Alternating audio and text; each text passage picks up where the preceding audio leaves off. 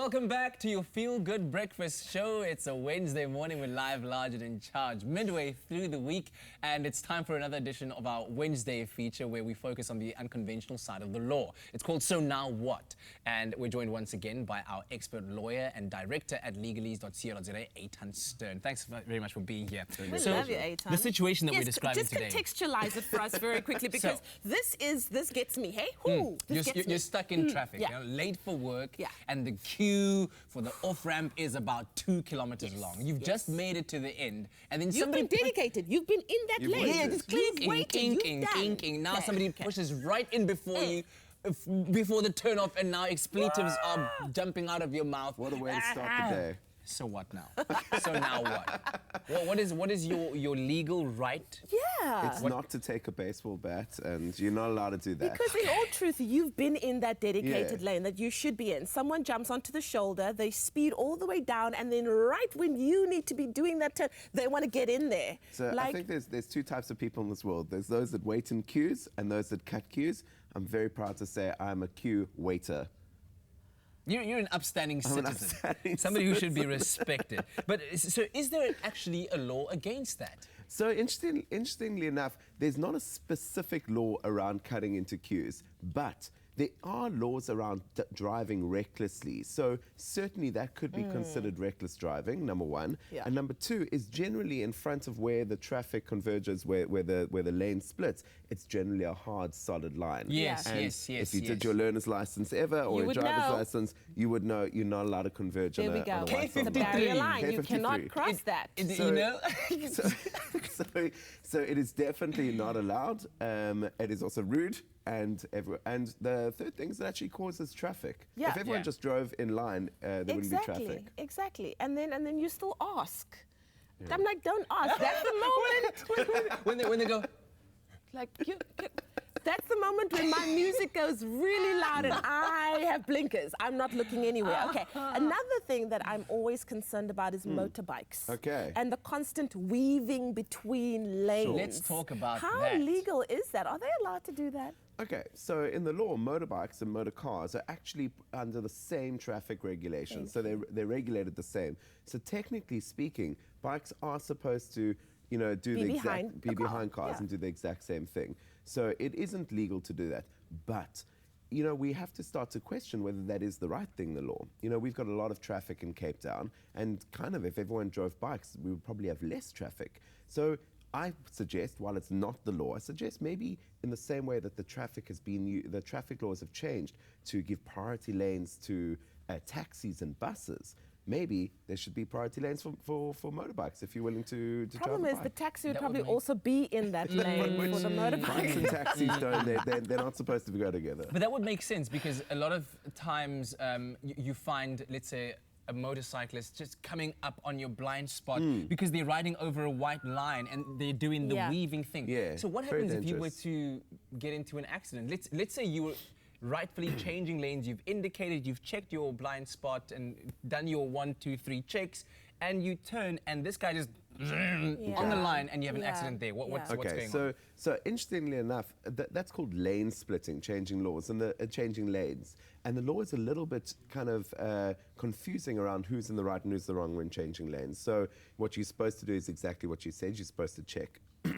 If a motorbike driver or a scooter driver is driving recklessly and is disobeying the law and cutting where they're not supposed to and you bump into them, then it would most likely be their fault. But each case is going to have to be judged on a case-by-case basis. Yeah.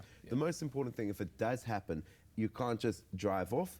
The protocols of getting into an accident kick in. What you're supposed to do is both pull over to the side of the road, check if anyone's hurt, call the police if there's been any damage, swap insurance details. Yeah. So it will depend on who was in the right and who was in the wrong. It's going to be a case-by-case basis. But the main thing to remember is you're always going to be in the wrong if you're driving recklessly. Sure. So that is now what? That's now what. But we'll be focusing on more road rules when we come back with Eitan around this Wednesday topic. Eh? Exactly. Cyclists. I want to talk about cyclists next. It's my feel-good breakfast show. Welcome back to your Feel Good Breakfast show. Eitan Stern in the house. We're talking about the unconventional side of the law, discussing what happens on the road out there. And man, it's bringing out all sorts of personality traits that we didn't know existed I might have to separate before. you two in a second. You know. I'd like to take All over. right, let's talk about cyclists for a moment. Cool. I think that's a very, very big topic. Lots of sometimes really tragic stories every so now and then. But are the same rules existing for cyclists as it would exist for motorcycles? Okay, definitely not. Cyclists, the laws around cars are for cars and motorbikes, motorized vehicles. There's a different set of laws for cyclists. So cyclists, bicycles are not really supposed to be on the roads. Well, they are, but the roads weren't invented for them. Okay. So there's still cyclists out there that's not to say not supposed to be on the roads. I guess what I'm saying is the laws weren't invented to manage cyclists. So when you're cycling, you're supposed to stay on the side of the road, and there's a whole lot of other set of things that you're supposed to do. You have to cycle in single file. You always have to have two hands on the handlebars at the same time. You're not allowed to carry anything big or any animals or other people on a bicycle when you're cycling, and you're supposed to when there is a designated cycle lane, you're not allowed to cycle on the road. Yeah. So it's very important for cyclists to do what they're supposed to, but it's also crucial for cars to realize there are lots of cyclists on the road. They might be doing it to alleviate traffic. So it's very important for both sides to make sure they don't hit each other. And things like indicating as well. I feel like tough. cyclists have kind of forgotten that They- whole thing that when you're here, there, or that it doesn't happen so much They anymore. don't indicate. What happens when you are driving and there's a group of cyclists blocking the car's pathway through on the road? What, hey! So Is it's that what been- you're supposed to do? I suppose so. So that's been something that's really dangerous, and there have been some really tragic accidents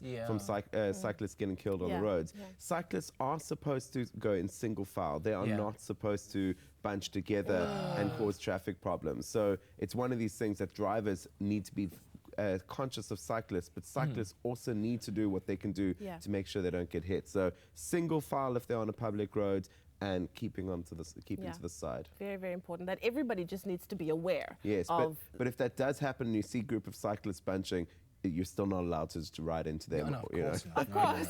No. All right, can we talk about the issue of jaywalking? Yes. All right. Is that even a thing? Isn't that an American term? First contextualize quickly, because I Okay. feel like a So lot of people will be like, jaywalking- say, what? What is jaywalking? It's a big in Europe and America, it's a really big thing. It's Yeah. serious crime. In South Africa, it's not taken all that seriously, but it is still law. Yeah. Jaywalking is when you're crossing the road at a place that you're not allowed to. So Yes. just someone crossing. Yes, like on the N2. Does that also apply to crossing the road when you're not supposed to? For instance, you're standing on the opposite end, but the traffic light is flashing red for the pedestrian, Yeah, but you 100%. cross because there's no cars, so that you cross. Yeah, that's all jaywalking. Yeah. So there are laws around what us as pedestrians, so people walking, are allowed to do when crossing roads. So you have to cross at a designated place. You're not allowed to just walk across the road.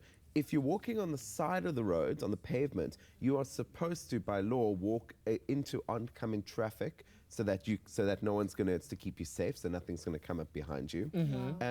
A crossing, you're allowed to cross within 50 meters each way of the pedestrian crossing, and there's a few other kind of laws like that. Oh, another one is you're not supposed to be drunk and disorderly on a public road. So if you're intoxicated and you fall into the road, you're going to be, that's kind of your own fault. So if you are intoxicated, stay away from public Yeah. roads. Can we take a look at this comment from Marceline Boldler, who said, "My partner and I ride a motorbike, and we don't weave through traffic over a solid line. We lane split to get through traffic and stay on our bikes. It's really hard to control at 30 kilometers per hour. Yes, some bikers are reckless, but it's not all of us. Motorists are also guilty of pushing people on bikes out of lanes, over lanes, leaving no place to go." Wow. Yeah. Wow. Yeah, exactly. I mean, there's nothing wrong with changing lanes, and the advantage in riding a bike is that you can change through traffic. Yeah. You just have to make sure you're driving Yeah. safely and, watching out and Yeah. keeping an idea of what's going on around I you. always say it's always just being about being aware of what's happening around you, because a motorcyclist and a cyclist, they're more vulnerable on the road Yeah, in any case 100%. than you that's protected inside a vehicle. So it really just comes down to 100%. look out for who's around you, make sure it's not a pedestrian, because at the end of the day, if something tragic does happen, Totally. you're going to be liable at the end of the 100%. day. What an awful thing to have happened. It's Yeah. called defensive driving. My Yeah. friends tease me, but I'm a big believer in it. Yeah. Drive slow, hoot if you see danger, make sure you Yeah. are aware of what's going on around you. 100%. I really want to get into the topic of taxis after Can we? this. Can we? Maybe next time. Maybe next. Yeah. All right. Eitan, thank you very much, man. Only a pleasure. You're See ya.